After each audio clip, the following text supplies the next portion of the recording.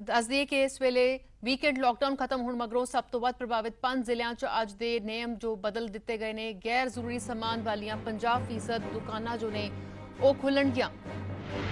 सो गैर जरूरी समान वालियां 50% दुकानां हुण खुलणगियां। सो आज तो नियम ਜਿਹੜੇ ਨੇ ਉਹ बदल दिते गए ने। दुकानां खोलण ਲਈ ਹੁਣ ऑड ਈਵਨ ਫਾਰਮੂਲਾ लागू होवेगा। सो ऑड ਈਵਨ ਫਾਰਮੂਲਾ ਜਿਹੜਾ ਹੈ ਉਹ लागू ਕੀਤਾ ਜਾਏਗਾ ਇਹਨਾਂ ਦੁਕਾਨਾਂ ਨੂੰ ਖੋਲਣ ਲਈ। ਦੁਕਾਨਾਂ ਖੋਲਣ ਲਈ ਅੱਜ ऑड ਈਵਨ ਫਾਰਮੂਲੇ ਤੋਂ दुकानदार हालांकि खासे नाराज ने। अमृतसर, जलंधर, लुधियाना, पटियाला ते मोहाली विच दुकानां ते पाबंदियां रहणगियां। लगातार वध रहे मामले दे चलदियां ਇਹ पाबंदियां 31 अगस्त तक जारी रहणगियां।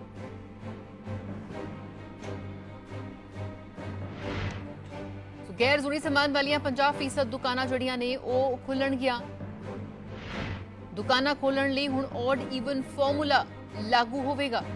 और यह ऑड ਈਵਨ फॉर्मूला जोड़ा है 31 अगस्त तक जारी रहेगा। ऑड ਈਵਨ फॉर्मूले तो हालांकि दुकानदार ते व्यापारी वर्ग नाराज चल रहा, जिन्हों का मनना है कि पहला लॉकडाउन के चलदे उन्होंने कारोबार खासा प्रभावित होया तो हुण ऑड ਈਵਨ के चलदे उन्होंने रोजगार ते इसका असर बहुत ज्यादा पएगा, जिसके करके उन्हें नाराजगी पाई जा रही है। उधर सरकार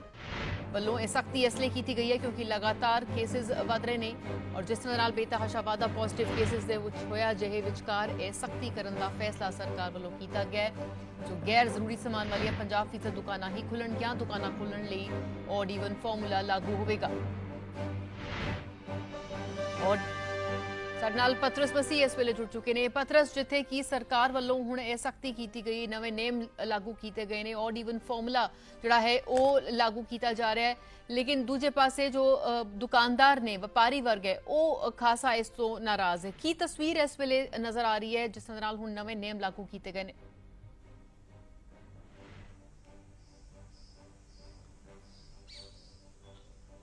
जीरा तो वेखो जिस तरीके पंजाब सरकार के वालों पिछले दिनों जो हदायतां दित्तियां गईयां सन कि शुक्रवार शाम 7 बजे तो करफ्यू जिहड़ा लगा दिता गया सीगा, जिहड़े खास तौर पर 5 प्रभावित जिले की जेकर आपां गल करिए तो अज सवेरे 5 बजे उस करफ्यू की समाप्ति हुई है और हुण जिहड़ा इन्हां जिलिਆਂ ਦੇ ਵਿੱਚ दुकानां खोलण की प्रवानगी होवेगी, पर वो भी शर्तां दे नाल, क्योंकि सरकार दे वल्लों आख्या गया कि जिहड़े 5 जिले बुरी तरह दे नाल प्रभावित ने कोरोना दे नाल, इन्हां दे विच जिहड़ियां ऑड ਈਵਨ दे तहत दुकानां खुलणगीਆਂ। खास तौर पर जिहड़ियां गैर जरूरी समान वालियां दुकानां ने वो रोटेशन के हिसाब दे नाल खुलणगीਆਂ और इसे दे तहत ही पिछले दिनों दे विच जिहड़े भी जिले के डिप्टी कमिश्नर साहबान हैगे ने उन्हां दे वल्लों बकायदा तौर पर एक सूची जिहड़ी आ जनतक कीती गई सीगी ਵੱਖ-ਵੱਖ वर्गां दे विच दुकानां नूं वंड के। और खास तौर पर जेकर आपां जलंधर की गल करिए तो जलंधर दे विच 36 ਵੱਖ-ਵੱਖ वर्गां दे विच दुकानां नूं वंडिया गया सीगा और अज तो वो जिहड़ियां आपां कह सकदे कि जिहड़ियां हदायतां ने वो लागू होण वास्ते जा रहीआं ने और इन्हां हदायतां नूं लैके दुकानदार ਜਿਹੜੇ ਹੈਗੇ ਨੇ, ਵਪਾਰੀ ਜਿਹੜੇ ਭਾਈਚਾਰਾ ਹੈਗਾ ਉਹਨਾਂ ਦੇ ਵਿੱਚ ਪਿਛਲੇ ਦਿਨਾਂ ਤੋਂ ਹੀ ਤਿੱਖਾ ਜਿਹੜਾ ਰੋਸ ਵੇਖਣ ਨੂੰ ਮਿਲ ਰਿਹਾ, ਕਿਉਂਕਿ ਉਹਨਾਂ ਦਾ ਆਖਣਾ ਕਿ ਪਹਿਲਾਂ ਹੀ ਤੋਂ ਉਹਨਾਂ ਦਾ ਕਾਰੋਬਾਰ ਪੂਰੀ ਤਰ੍ਹਾਂ ਦੇ ਨਾਲ ਪ੍ਰਭਾਵਿਤ ਹੈ ਔਰ ਹੁਣ ਉਹਨਾਂ ਨੂੰ ਹਫ਼ਤੇ ਦੇ ਵਿੱਚ 3 ਦਿਨ ਦੁਕਾਨਾਂ ਖੋਲ੍ਹਣ ਦੀ ਪ੍ਰਵਾਨਗੀ ਹੋਵੇਗੀ, ਕਿਉਂਕਿ ਪ੍ਰਸ਼ਾਸਨ ਦੇ ਵੱਲੋਂ ਜਿਹੜਾ ਵਰਗੀਕਰਨ ਕੀਤਾ ਗਿਆ, ਜਿਹੜੀ ਵੰਡ ਕੀਤੀ ਗਈ ਹੈ ਦੁਕਾਨਾਂ ਦੀ। ਕੁਝ ਦੁਕਾਨਾਂ ਨੇ ਜਿਹੜੀਆਂ ਸੋਮਵਾਰ, ਬੁੱਧਵਾਰ ਤੇ ਸ਼ੁੱਕਰਵਾਰ ਖੁੱਲ੍ਹਣਗੀਆਂ, ਕੁਝ ਦੁਕਾਨਾਂ ਨੇ ਜਿਹੜੀਆਂ ਮੰਗਲਵਾਰ, उस तो बाद वीरवार ਤੇ ਫਿਰ शुक्रवार खुलणगीਆਂ, क्योंकि शनिवार और एतवार मुकम्मल तौर ਤੇ लॉकडाउन ਰੱਖਣ ਦੇ निर्देश ਦਿੱਤੇ ਗਏ ਨੇ ਪਹਿਲਾਂ ਤੋਂ ਹੀ ਸਰਕਾਰ ਦੇ ਵੱਲੋਂ। ਸੋ ਵੰਡ ਜ਼ਰੂਰ ਕੀਤੀ ਗਈ ਹੈ, ਇਹਨਾਂ ਦੁਕਾਨਾਂ ਨੂੰ ਖੋਲਣ ਦੀ ਰੋਟੇਸ਼ਨ ਜ਼ਰੂਰ ਤੈਅ ਕੀਤੀ ਗਈ ਹੈ, ਪਰ ਦੁਕਾਨਦਾਰਾਂ ਦੇ ਵਿੱਚ ਔਰ ਵਪਾਰੀਆਂ ਦੇ ਵਿੱਚ ਤਿੱਖਾ ਇਸ ਰੋਸ, ਇਸ ਦੇ ਪ੍ਰਤੀ ਰੋਸ ਵੇਖਣ ਨੂੰ ਮਿਲ ਰਿਹਾ। ਜੀਰਾ ਦਾ बिल्कुल रोस, क्योंकि जिस तरह दे नाल उन्हां दा अपना तर्क है कि लॉकडाउन रहा उदों कारोबार बंद रहे, दुकानां बंद रहीआं ते हुण जदों खुलिआ ते हुण ऑड ਈਵਨ यकीनन इस दे नाल उन्हां दे कंमकाज ते असर पेगा। लेकिन क्या सरकार वालों किस तरह की कोई इन्हां दे लई, क्योंकि दोनों चीज़ां दा जिहड़ा बैलेंस रखना बहुत मुश्किल है और सरकार लई बहुत वड्डी चुनौती है इस वेले, जिथे केसिस ते ठल पाउण दे लई लगातार कदम चुके जाने ने, उत्ते ही क्योंकि रोजगार चलदा रहे, वित्ती स्थिति जिहड़ी है सूबे दी सही रहे, उस नूं काबू करना जिहड़ा है वो भी सरकार लई बहुत वड्डी चुनौती है।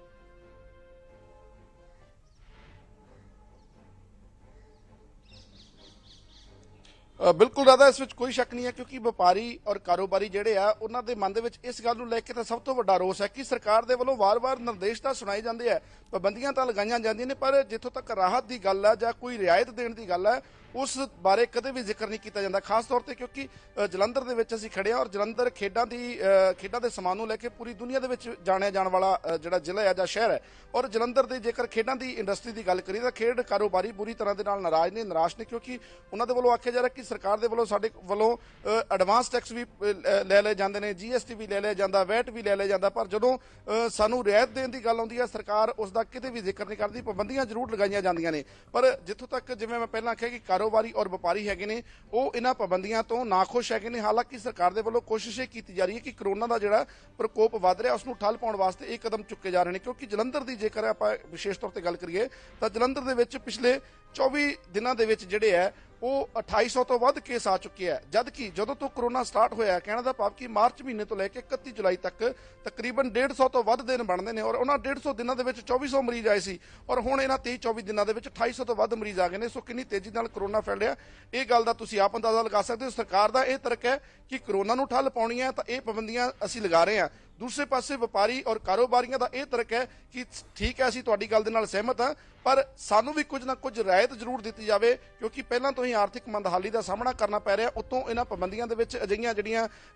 ਰਿਸਟ੍ਰਿਕਸ਼ਨਸ ਹੈਗੀਆਂ ਉਹਨਾਂ ਦੇ ਵਿੱਚ ਜਦੋਂ ਕਾਰੋਬਾਰ ਨਹੀਂ ਖੁੱਲਣਗੇ ਤਾਂ ਫਿਰ ਉਹਨਾਂ ਦੇ ਘਰ ਦਾ ਗੁਜ਼ਾਰਾ ਕਿਵੇਂ ਚੱਲੇਗਾ, ਇਹ ਸਵਾਲ ਵੀ ਚੁੱਕੇ ਜਾ ਰਹੇ ਨੇ। ਜੀ ਪਤਰਸ, ਸ਼ੁਕਰੀਆ ਫਿਲਹਾਲ ਦੀ ਜਾਣਕਾਰੀ ਲਈ। ਸੋ ਸਵਾਲ ਆਪਣੀ ਜਗ੍ਹਾ ਹਰ ਕੋਈ ਖੜੇ ਕਰ ਰਿਹਾ ਕਿਉਂਕਿ ਇਹ ਇਸ ਵੇਲੇ ਮੁਸ਼ਕਿਲ ਹਾਲਾਤ ਨੇ ਸੂਬੇ ਜਿੱਥੇ ਕਿ ਕਰੋਨਾ ਵਾਇਰਸ ਦੇ ਕੇਸਿਸ ਲਗਾਤਾਰ ਵਧ ਰਹੇ ਨੇ, ਉਹ ਇੱਕ ਚੁਣੌਤੀ ਬਣਿਆ ਹੋਇਆ ਹੈ। ਅਜੇ ਵਿਚਕਾਰ ਕੰਮਕਾਜ ਜਿਹੜਾ ਹੈ ਰੁਜ਼ਗਾਰ ਤੇ ਵੀ ਇਸ ਦਾ ਬਹੁਤ ਜ਼ਿਆਦਾ ਮਾੜਾ ਅਸਰ ਪੈ ਰਿਹਾ ਹੈ।